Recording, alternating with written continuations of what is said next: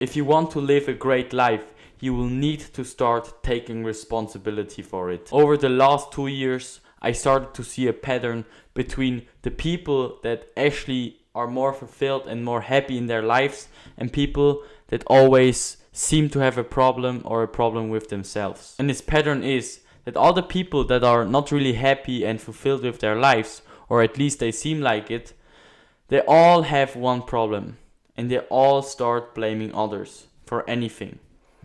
In their job, they start blaming their boss for not doing or treating them correctly. At home, they say, oh, the government is so bad, I have such a bad life just because of the government, and all these kind of things. They always blame others, and they don't take responsibility for their situation, and they push it all to somebody else. They don't want to take it by themselves. And that leads me to my first point. The life that you have is the life that you chose from the decisions that you made 2 years ago. The person that you see when you look in the mirror is a direct reflection of the things and the habits and the lifestyle that you lived the last 2 years.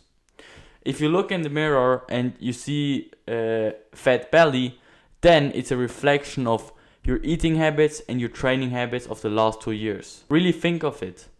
All the things that you did in the last 2 years always impacted the person that you are now.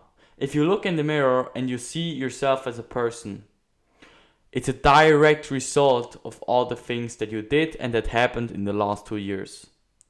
And that's the same thing with now. The things that you do now and over the next 2 years are going to be the things that determine who your future self in 2 years is going to look like. It's a direct correlation between what you do and who you get. It's actually that simple. If you just want to be more sportive and don't be fat and have a six-pack, then you need to start doing the things. I'm not saying that it happens overnight, and that is why I say it takes 2 years. But with the most things, if you actually continue doing the things over 2 years, and you don't stop and you start again, and then you stop and you start again. No, you actually continue doing it and stay consistent with it, then it's going to impact your person so much. You can choose now that you're going to make your future self proud. Your self in 2 years is going to be so thankful for all the work that you put in now. So understand that you always have the choice. You always have the choice of what you do with the situations.